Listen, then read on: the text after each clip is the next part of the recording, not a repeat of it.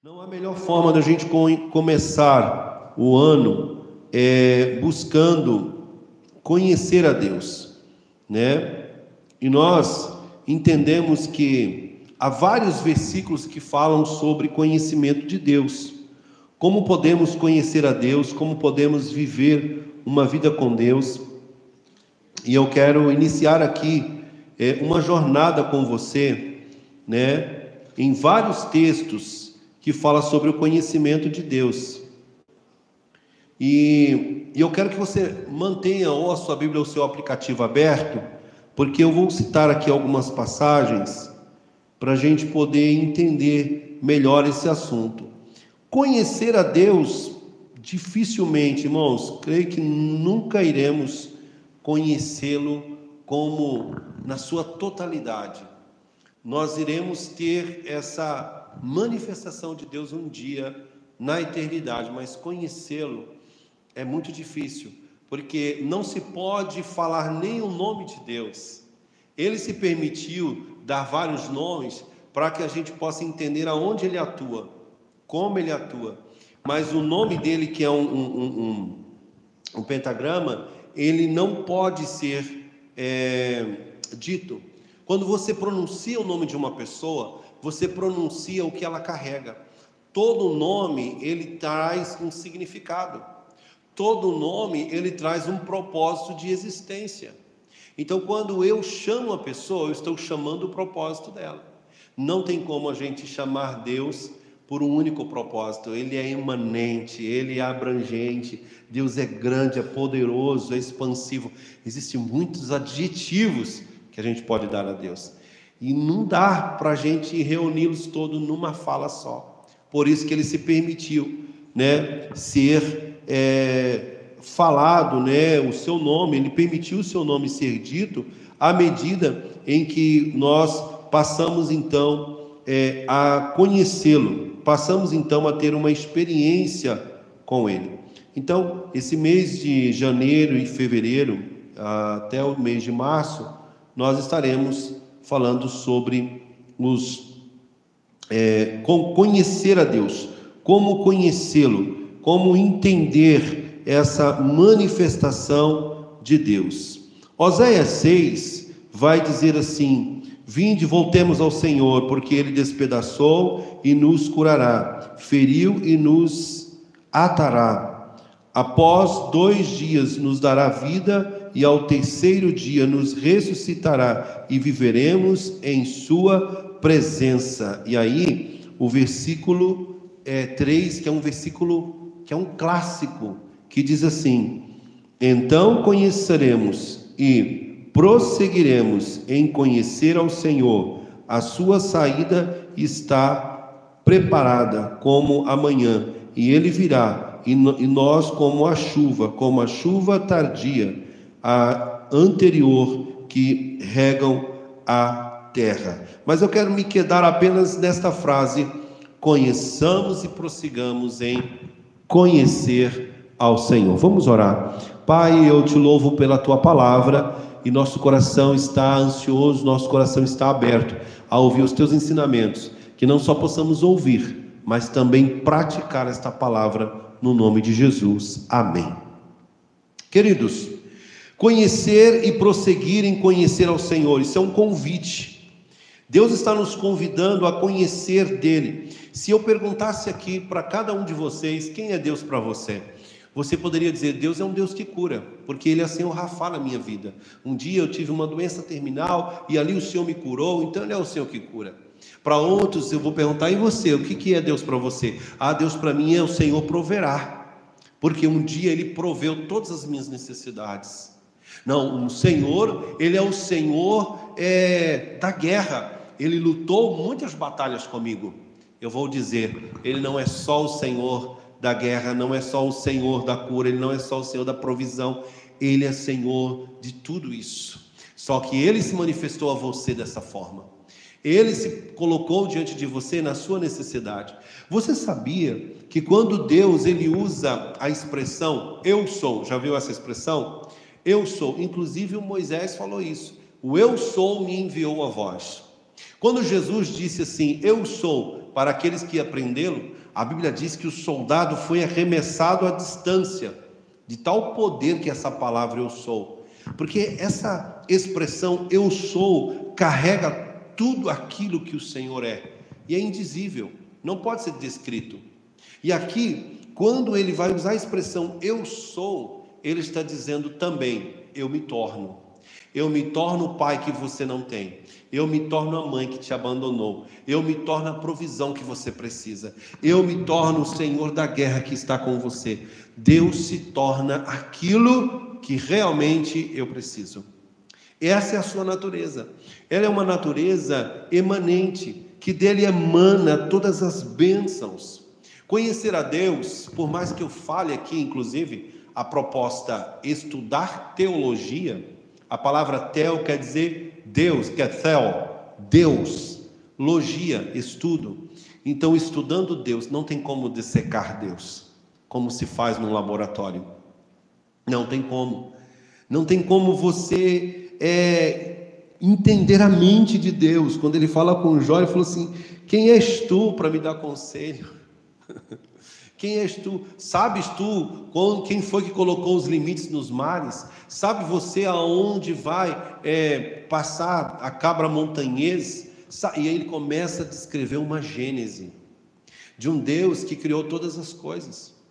Há um estudioso, teólogo, Paul Tillich, ele vai dizer o seguinte: não se pode dizer que Deus existe, é necessário dizer que Ele é. Porque quando você fala que Deus existe, você contém Deus na existência. Ou seja, Ele está na existência. Ou seja, Ele não existia e passou a existir. Mas quando você diz que Deus é, significa que Ele não tem início, Ele não tem fim, Ele é eterno.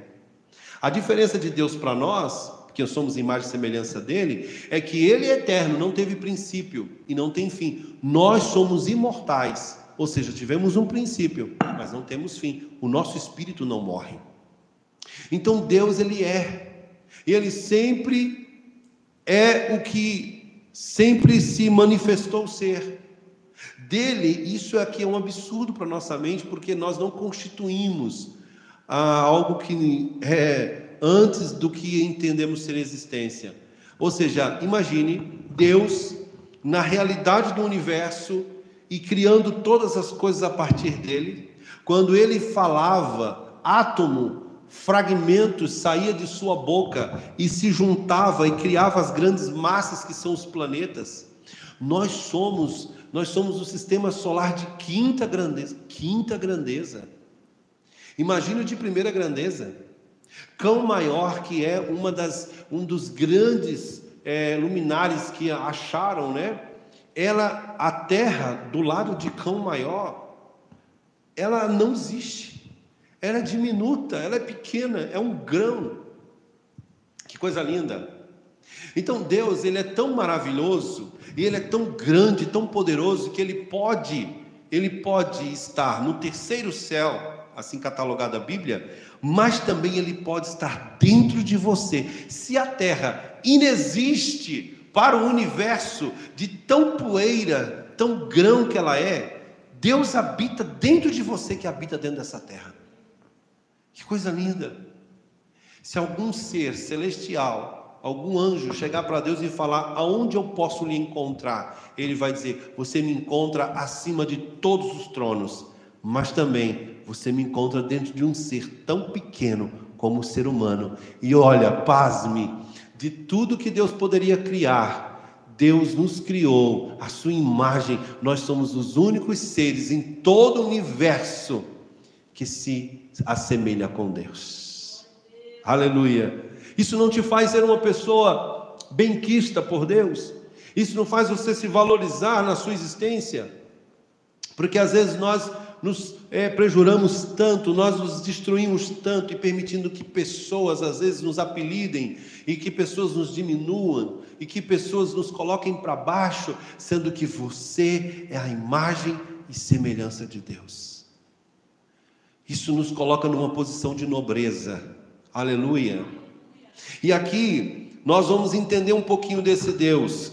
Vamos conhecer um pouquinho, prosseguir em conhecer. Em João 4, 22, João 4, 24, olha o que diz sobre Deus. Vai dizer o seguinte: Deus é espírito, e os que o adoram devem adorá-lo em espírito e em verdade. Deus é espírito. A realidade de Deus, ela é espírito. Isso é uma coisa que para nós é muito complicado explicar. Porque espírito tem forma, espírito tem um corpo etéreo, espiritual, é complicado. Mas na Bíblia fala que as mãos do Senhor não estão encolhidas para que não possa salvar, nem os seus ouvidos agravados ou fechados para que não possa ouvir, que as nossas orações são como incenso que sobe às narinas de Deus. Ah, mas Deus tem narinas? Deus tem ouvido? Mas Deus tem mão?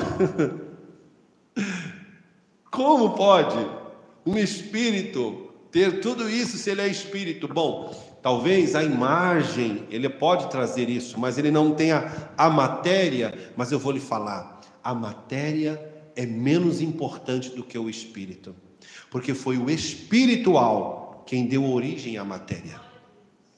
Você está sentado um dia, onde um dia foi uma voz de Deus: haja, e ouve todos os minérios existentes, e o homem pega a matéria-prima, que é o bará de Deus, haja, esse bará criou Deus, que é o princípio do Gênesis, né? Bereshit bara Elohim ve'et haaret.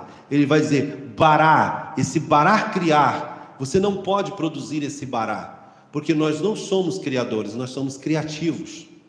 Deus cria a matéria, a partir do Espírito, Deus cria a matéria, e nós transformamos a matéria.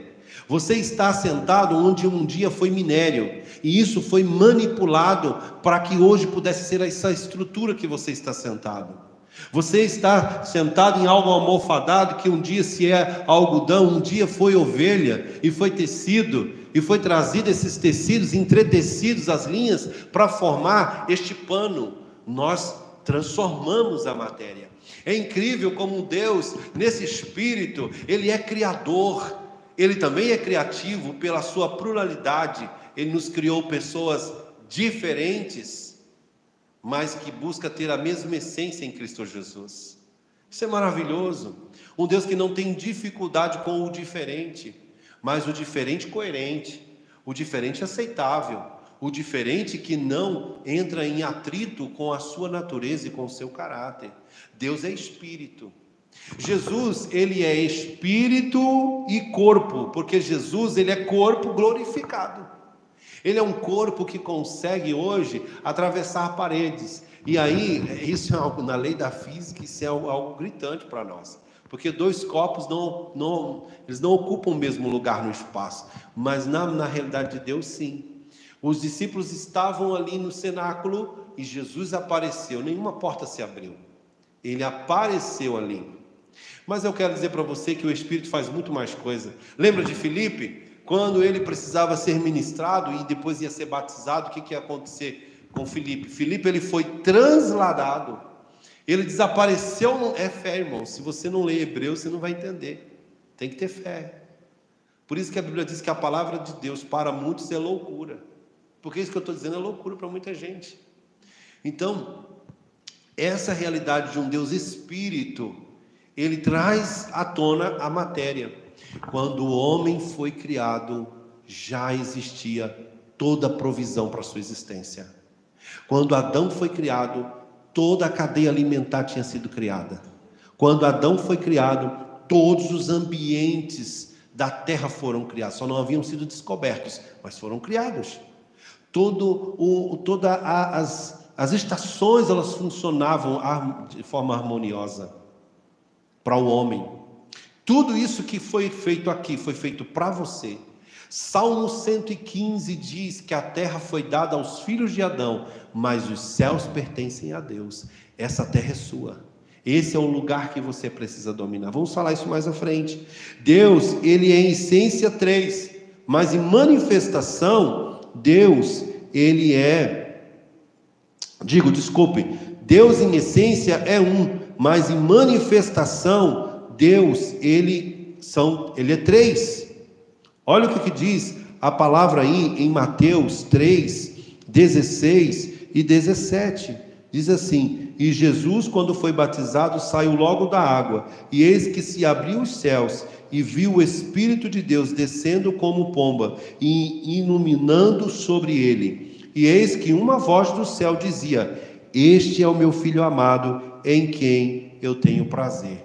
Opa, vamos trabalhar isso aqui? Na Bíblia você não vai encontrar a palavra trindade. Não vai.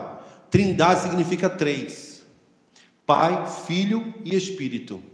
Mas na Bíblia você vai encontrar a manifestação deles, que vai mostrar a trindade. Por exemplo, no Gênesis 1, e a terra era sem forma e vazia, e o Espírito de Deus pairava, e Deus criou Deus. Então aí é uma pessoa. E disse Deus, opa, Jesus é a palavra. Olha só, o Espírito paira, o Pai cria, mas ele fala que é Jesus, é o Logos, e que traz à existência todas as coisas. Mas e no batismo de Jesus? Também. Jesus é corpo, ser humano, ele é homem, ele está sendo batizado.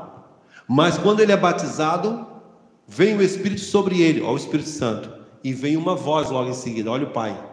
Então, a constituição do cenário da Trindade está aqui. Então, o Pai, Filho e Espírito Santo, em essência, ele é um só. Mas, em manifestação, ele é três. Deixa eu exemplificar para você. Trigêmeos, idênticos. Eles são idênticos por fora, mas diferentes por dentro. Porque são seres humanos de constituição diferente. De construção emocional, psíquica diferente. Ou seja, mas Deus é o contrário. Ele é idêntico por dentro, ele é o mesmo por dentro, mas por fora ele tem uma manifestação diferente. O Pai não é maior que o Filho, nem o Filho maior que o Espírito, nem o Espírito maior que os dois. Cada um tem o seu lugar na sua história e na sua vida. E nós precisamos nos relacionar com eles. Entendeu? O Pai perdoa, Jesus, o Espírito convence, e através de Jesus nós somos santificados e perdoados. Jesus é a ponte, né? Então esse Deus ele é criador. Salmo 19 vai trazer esse aspecto de Deus criador e vai nos mostrar o quanto os céus vai manifestar a glória de Deus e o firmamento as obras das tuas mãos. Deixa eu ler aqui o Salmo 19 para que a gente possa ter a certeza aqui dessa referência com vocês.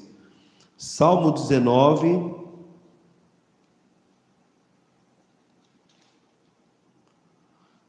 versículo 1. Os céus declaram a glória de Deus, e o firmamento mostra o trabalho das suas mãos.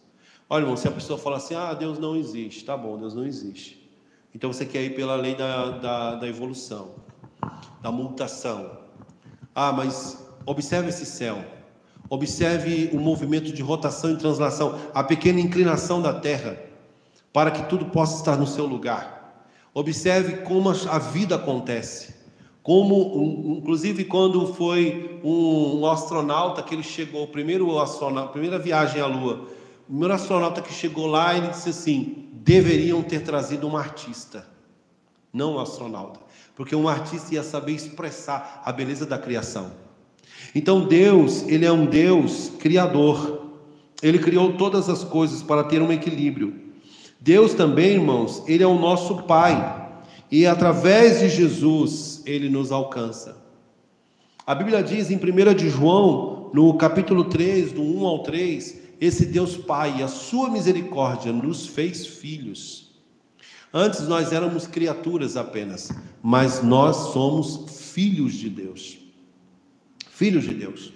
E você sabe, a história de Deus, ela não é uma história, a história do homem, melhor dizendo, ela não é uma história apenas de um Deus que criou, mas é a história de uma família real.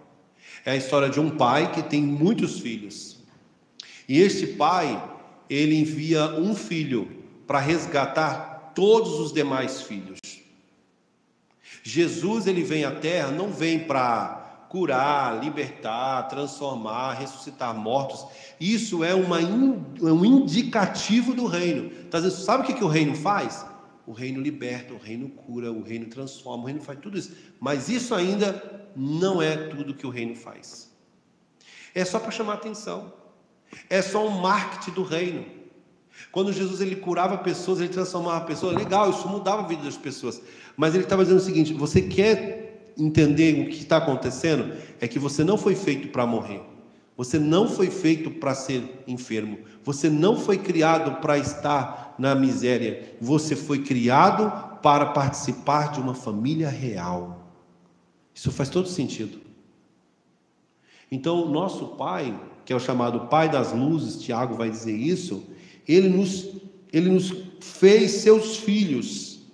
E todo aquele que recebeu, deu-lhe o poder de ser chamado Filho de Deus. Aí eu estava analisando essa palavra aqui, irmãos. Jesus é o primogênito de Deus.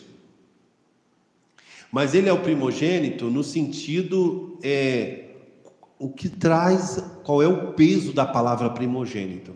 Não que Jesus foi feito primeiro, isso é uma teologia do Testemunho de Jeová. Mas Jesus, ele é o primeiro, por quê? Porque ele é antes de todas as coisas. Quando Jesus ele vem morrer na terra, ele já morreu antes da fundação do mundo. Você já assistiu aqueles filmes que você vê primeiro o final do filme e depois o filme começa? É mais ou menos isso. Jesus ele veio, quando ele morreu espiritualmente, é como se tudo que aconteceu depois fosse um eco do que já tinha acontecido lá atrás na eternidade, porque na eternidade não tem cronos, não tem cronômetro. Então observe que Jesus é o primeiro e Adão é quem? É o primeiro filho de Deus, humano, carnal, na história humana. E o que era a primogenitura? Era o filho herdar tudo que o pai tinha. Tudo. E o que foi que Adão herdou? Toda a terra. Deus em Gênesis diz o seguinte: submetam os animais, domine sobre eles. Ele não falou domine sobre homens, ele falou domine sobre a terra, domine sobre os animais. Submeta essa terra ao seu domínio. Tudo é para você e tudo é para o seu sustento. O que foi que Adão fez com essa palavra? Ele pegou tudo que ele tinha, a bênção dessa primogenitura, e deu a Satanás. Satanás, na verdade, não tinha sobre ele, retia em suas mãos. É quando você tem uma herança e ninguém quer te dar. É quando você tem um recurso e ele é negado, mas é seu, está lá. Você entendeu? E assim ficou retido até o dia da cruz. Eu vou falar isso aqui para você, eu vou mostrar isso aqui para você. Então, Jesus é o primeiro, por quê? Porque ele se tornou o primogênito para, com autoridade, tirar das mãos de Satanás aquilo que era nosso direito. Oh, aleluia, isso é tremendo, meus irmãos. Isso é tremendo. Olha, você lembra do eu sou e eu me torno? Ele se torna primogênito. Isso Deus falou comigo hoje às 5h30 da manhã, quando eu estava estudando esse texto. Ele disse assim: olha, eu me tornei o primeiro, para representar o primeiro. A Bíblia fala o primeiro Adão, o segundo Adão, que é Jesus, para que eu pudesse dar a vocês de volta a bênção do primeiro, a herança. E você sabe, eu aqui, nós somos pais aqui, né? Nós somos pais, nós construímos uma herança, nós construímos patrimônio. E qual é a regra do mundo? Que o pai morra, a mãe morra, para que os filhos herdem a herança, não é assim? Deus é o único pai que não morre no sentido eterno, não morre, mas ele desfruta a herança com você. Gente, seria tão gostoso isso. Eu me lembro de um pai, um irmão, que ele pegou tudo que ele tinha vários imóveis, ele tinha 3 filhos. Ele pegou os imóveis e em vida ele separou e deu a herança para os filhos. Você acredita que os filhos nem o IPTU paga? É brincadeira. Você receber uma herança antecipada e nem o IPTU dela você paga. Por negligência esses filhos fazem isso. O nosso Deus, ele está dizendo o seguinte: filho, eu morri por você, eu ressuscitei, porque eu quero desfrutar da herança que eu dei a você junto com você. Eu não quero que você desfrute sem a minha presença. Não tem como você desfrutar das glórias, da graça de Deus sem Ele. Nós funcionamos bem com Deus. E olha o que diz aí, eu gostaria que você colocasse aqui para mim na mídia. Jesus nos devolve aquilo que era nosso. Vamos lá em Colossenses, no versículo 2, capítulo 2, Colossenses 2, a partir do versículo 13, eu vou acompanhar aqui. Ele nos tirou das potestades das trevas e nos transportou para o reino do seu amor. 14, e em que temos a redenção pelo seu sangue, a saber, a remissão dos pecados. 15, o qual é a imagem do Deus invisível, o primogênito de toda a criação. 16, porque nele foram criadas todas as coisas que há nos céus e na terra, visíveis e invisíveis, sejam tronos, sejam dominações, sejam principados, sejam potestades. Ele é antes, tudo foi criado por Ele e para Ele. Ele é antes de todas as coisas, e todas as coisas subsistem por Ele, através dEle. Agora vai em Efésios 2, 4. Veja que isso é tudo que nós temos. Rogo-vos, pois, Efésios 2, Efésios capítulo 2, ali está o 4, né? E versículo 4 e versículo 6, olha o que vai dizer Efésios 4 e 6, vamos lá para o capítulo 2, versículo 4. Versículo 4: Mas Deus, que é riquíssimo em misericórdia pelo seu muito amor com que nos amou, estando nós ainda mortos em nossas ofensas, nos vivificou juntamente com Cristo, pela graça sois salvos, e nos ressuscitou juntamente com Ele, e nos fez assentar nos lugares celestiais em Cristo. Olha, onde é que você está sentado com Cristo? Nos lugares celestiais. E aí eu digo, Pai, Filho e Espírito Santo, existe um quarto trono. Que trono é esse? É o trono da terra. É o seu trono, é o seu lugar. A terra foi dada a você para você dominar, para você governar. Governar sobre sua vida, governar sobre sua casa, governar sobre seus bens. Nós precisamos assumir esse lugar que o Senhor nos colocou. Então, a vinda de Jesus à terra foi nos trazer de volta para um trono que a gente perdeu quando Adão perdeu. E o Senhor nos coloca de novo nesse trono de governo. Por isso, Satanás e os seus anjos aqui são intrusos nessa terra. Essa terra é dos homens, é nossa. E você sabe que a gente não pode orar a Deus, acaba com a corrupção. Nós temos que orar a Deus, levanta mais justos. Porque o problema de Sodoma e Gomorra não foi a corrupção do pecado. O problema de Sodoma e Gomorra foi a ausência de justo. Não tinha 50, não tinha 40. Lembra da oração de Abraão? Então, quando aumenta, a Bíblia diz que quando o justo governa, o povo se alegra. Então, a presença da justiça dissipa a injustiça, dissipa a corrupção. Nós precisamos nos assentar no lugar de justiça. A Bíblia diz: buscar em primeiro lugar o reino e a justiça, e tudo que você precisa vai ser acrescentado, porque será um produto, será um resultado desse governo justo. Então, meus irmãos, nesta manhã, vamos assumir o nosso lugar do conhecimento da natureza de Deus, que quando nós conhecemos a natureza de Deus, nós conhecemos a nossa natureza. A pior coisa que se possa fazer a um povo é tirar sua identidade. É tirar sua identidade. Era isso que os babilônicos faziam. Eles tiravam a identidade das pessoas. Eles colocavam as pessoas em outro lugar para tirar a identidade. Porque um povo sem identidade é um povo sem sonho. É um povo sem luta. É um povo sem uma vida renhida, buscando sempre crescer. E aqui nós somos filhos. E João 5,17 vai dizer: meu pai trabalha até hoje e eu também. Ou seja, o trabalho aqui do pai não é um trabalho como a gente conhece. Sabia que a palavra trabalho vem de tríbulo. Tríbulo é quando você coloca o trigo e você esmaga o trigo. Então, todo o trabalho que você não faz por uma satisfação, mas faz por ganho, por ganho vai ser um trabalho, aquele trabalho horrível. Você não vê a hora de acabar aquela hora do dia. Mas o trabalho que você faz com prazer é desfrutar, cultivar. Né? Quando Adão estava no Éden sem pecar, ele guardava e cultivava. Então todo o trabalho que você faz, você está cultivando. Mas o trabalho que ele é esmagador, ele é um trabalho que é tóxico, é ruim para você.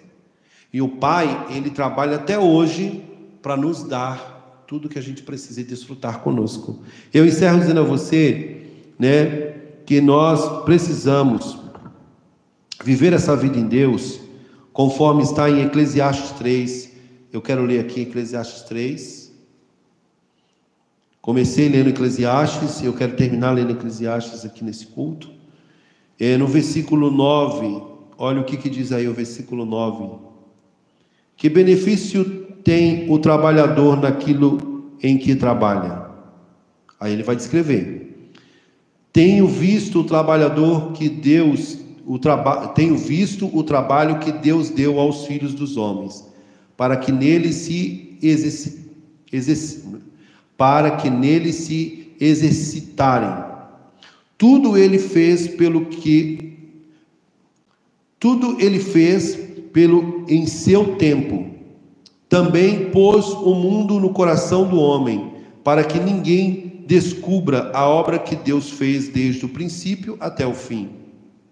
Eu sei que não há prazer nisso, a não ser que o homem se alegre e faça bem em sua vida. Ele está dizendo, Deus deu um trabalho ao homem. O homem pode trabalhar a vida inteira, ele não vai descobrir tudo que tem no mundo, mas que se você tiver que viver essa vida, que viva bem. Por isso que ele em outra versão ele vai dizer, que coma, que beba e que viva.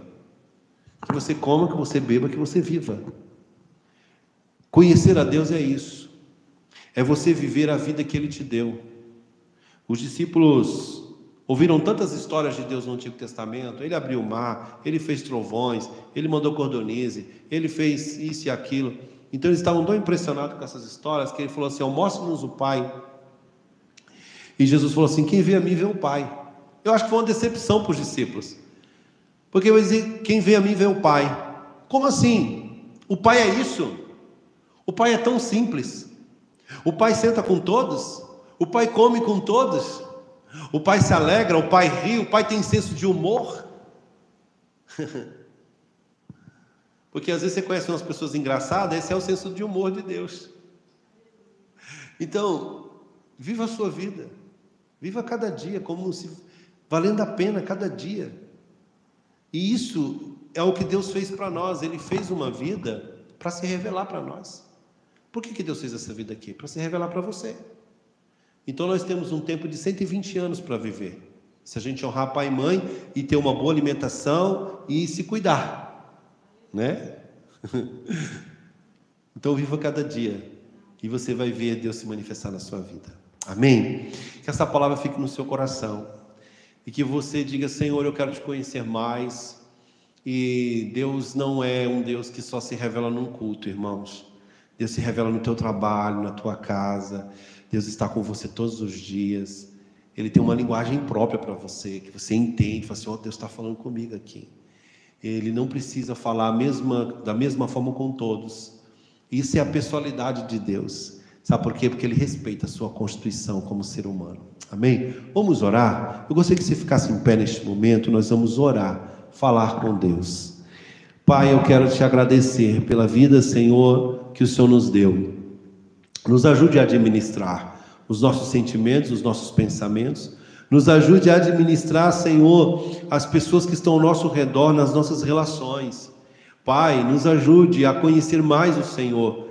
Ó Deus, nós crescemos ouvindo falar de um Deus punitivo, de um Deus juiz, de um Deus que nos pune quando a gente faz algo de errado. Mas nós, depois que crescemos, nós entendemos que o que nos pune é o pecado. A maldição é o pecado. Mas o Senhor é um Deus de amor, um Deus que faz as coisas com todo amor e com todo carinho. É um Deus juiz, mas julga somente as causas que realmente a gente foi infrator, que a gente pecou, que a gente errou. Não que é um Deus mentecapto, um Deus terrível. Pai, eu quero te agradecer e eu quero viver essa vida contigo. de te conhecer mais e mais, para eu entender mais e mais a mim mesmo e ao próximo. Assim eu oro e te agradeço, no nome de Jesus.